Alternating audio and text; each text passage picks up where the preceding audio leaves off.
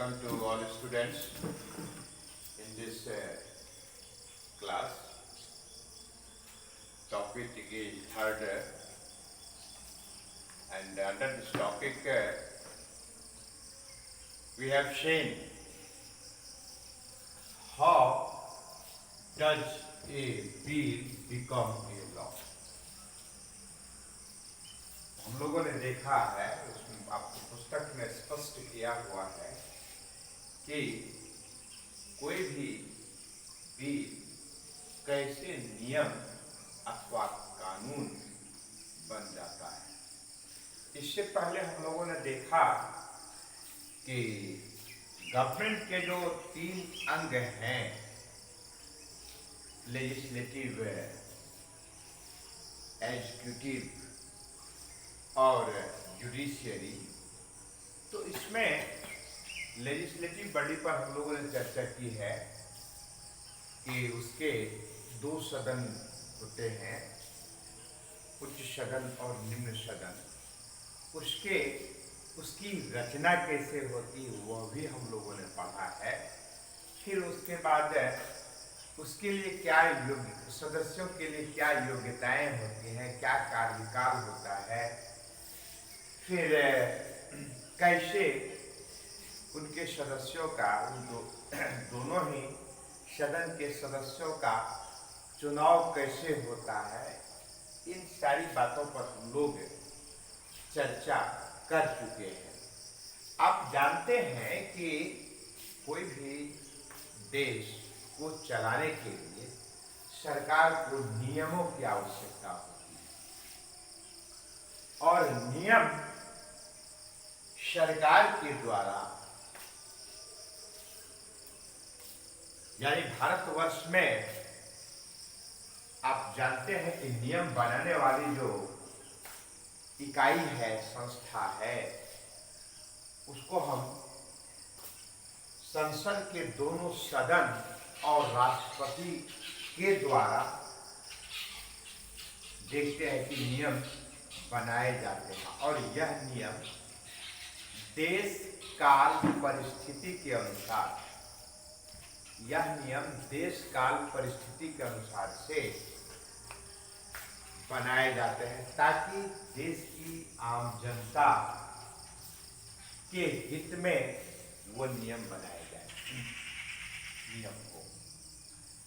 तो यहाँ पर एक प्रश्न है कि how does a bill become law.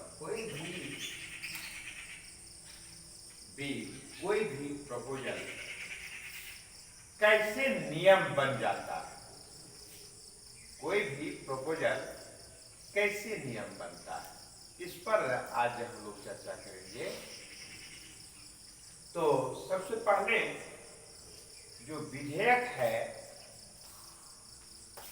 उसको हम लोग जाने कि विधेयक सामान्यतया 2 श्रेणी में बांटे होते हैं। एक होता है साधारण विधेयक, एक होता है साधारण विधेयक। उस विधेयक के पारित होने के लिए क्या क्या तरीके हैं, पद्धति हैं, एक तो वो है। और दूसरा होता है विशेष प्रकार का विधेयक, जैसे संविधान संशोधन विधेयक, धन विधेयक, संविधान संशोधन विधेयक और धन विधेयक को यदि एक तरफ हम रख दें, शेष तमाम विधेयक को साधारण विधेयक के रूप में रखा जाता है। और साधारण विधेयक के लिए जो उसको पारित किया जाता है वह किस तरीके से होता है, आप आज के दिन में इसके बारे में जानेंगे। तो इसके लिए यही है कि ऐसे विधेयक जो सिंपल मेजॉरिटी से, याद रखेंगे कि सामान्य बहुमत से, साधारण बहुमत से और ये साधारण बहुमत क्या होता है पहले उसको जाने कि जितने सदस्य होते हैं उन सदस्यों बटा 2 कर देंगे, यानी टोटल सदस्यों यानी total member divide by 2 plus 1, यानी कि more than 50% is essential for the passing of any bill and that bill must be related to simple bill, साधारण विधेयक। तो अब है इसके लिए जो प्रक्रिया है आप जाने, संसद के किसी भी सदन में इस विधेयक को प्रस्तुत किया जा सकता है संबंधित मिनिस्टर अथवा इंचार्ज के द्वारा, संबंधित मिनिस्टर अथवा इंचार्ज के द्वारा किसी भी सदन में प्रस्तुत किया जा सकता है, पेश किया जा सकता है, चाहे वह उच्च सदन हो चाहे वह निम्न सदन हो। पहले उच्च सदन में भी पेश किया जा सकता है अथवा निम्न सदन में भी पेश किया जा सकता है, क्योंकि ये साधारण विधेयक है, याद रखेंगे साधारण विधेयक।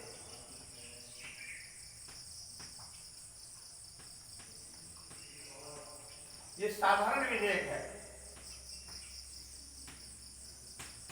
और साधारण विधेयक के लिए क्या होता है कि किसी भी सदन में प्रस्तुत पहले किया जा सकता है। हाँ, धन विधेयक की बात आएगी तो उस पर हम अलग से बताएंगे। वैसे जान लें आप, धन विधेयक की अनिवार्यता है कि उसे यदि प्रस्तुत किया जाना है तो वह है लोअर हाउस में ही प्रस्तुत किया जाना है, और लोअर हाउस में यदि वो पारित हो जाता है, पास हो जाता है, तब वह है अपर हाउस भेजा जाता है। अपर हाउस में पास कर दिया तो उत्तम बात, नहीं भी पास किया तो भी कोई फर्क नहीं पड़ता है, यानी कि उसका फाइनल अथॉरिटी, पासिंग अथॉरिटी जो है धन विधेयक का, वह है लोकसभा ही है, यानी निम्न सदन ही है।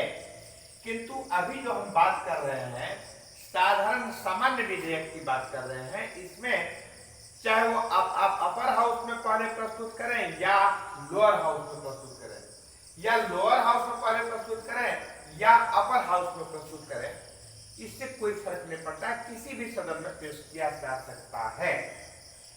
तो मान लीजिए कि पहले आपने लोअर हाउस, उस विधेयक को मिनिस्टर के द्वारा लोअर हाउस में पेश किया गया। लोअर हाउस में पेश करने के बाद क्या होता है, तो उस पर बहस होती है, डिटेल से चर्चा होती है। उसके बाद क्या होता है कि वोटिंग होता है, और चूंकि ये मिनिस्टर ही कोई इस प्रकार का विधेयक लाते हैं सामान्यतः, या उसके इंचार्ज, तो चूंकि इस सदन में उसको मेजोरिटी होती है, इसलिए तो सरकार में है, इसीलिए वो स्वतः उसमें बहुत विभेद की बात नहीं रह जाती है और वो स्वतः पारित हो जाता है। तो पारित हो जाने के बाद वो दूसरे सदन में जाता है, भेजा जाता है दूसरे सदन में, जैसे कि अपर लोअर हाउस में भेज दिया गया, वहां पास कर दिया गया, तब उसके बाद वह अपर हाउस में भेजा गया। अपर हाउस में भी उसी प्रकार से उसको प्रस्तुत किया जाता है। फिर उसके बाद उस पर तर्क वितर्क होता है, चर्चा होती है, फिर उसके बाद आवश्यकता हुई तो वोटिंग भी हो जाता है। और इसके बाद क्योंकि वो हाँ, ये बात अलग है कि राज्यसभा में सरकार को विपक्षियों में से या इंडिपेंडेंट में से भी कभी कभी देखने को मिलता है कि समर्थन यानी सपोर्ट लेने की आवश्यकता हो जाती है।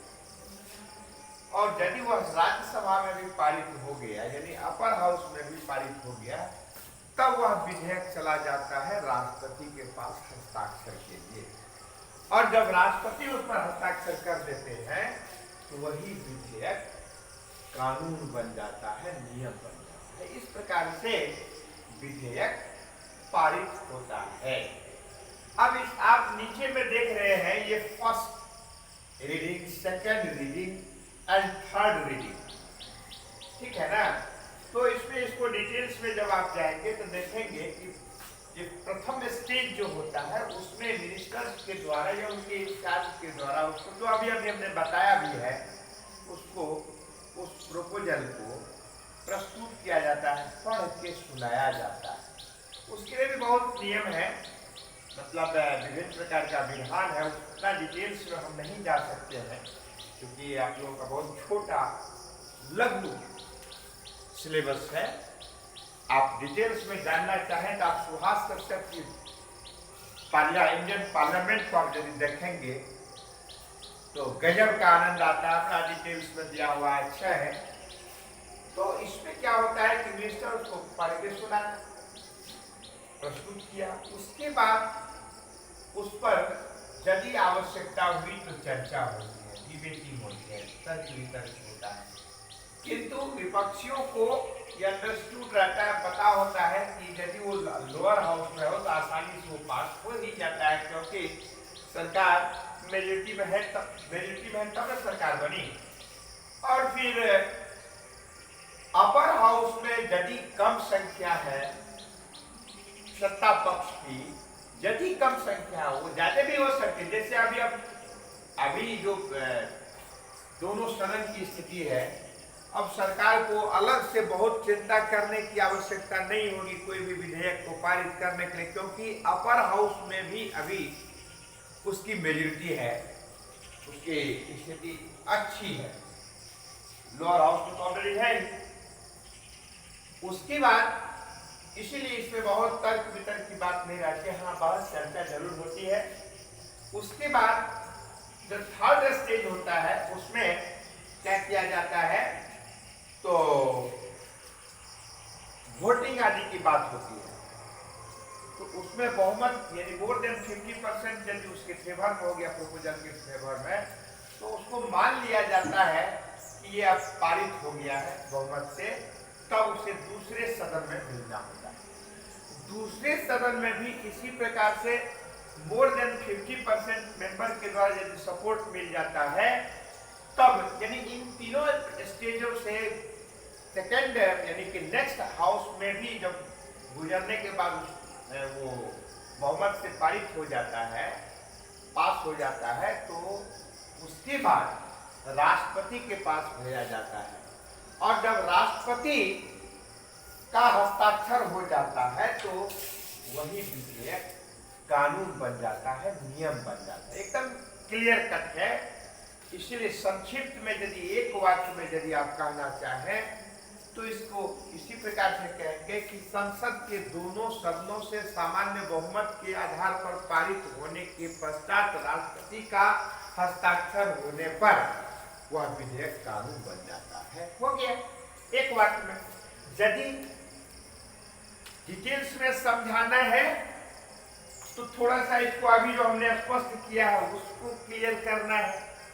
फिर अब है कि राष्ट्रपति के पास आप जाने, थोड़ा सा और जानकारी हम देना चाहते हैं।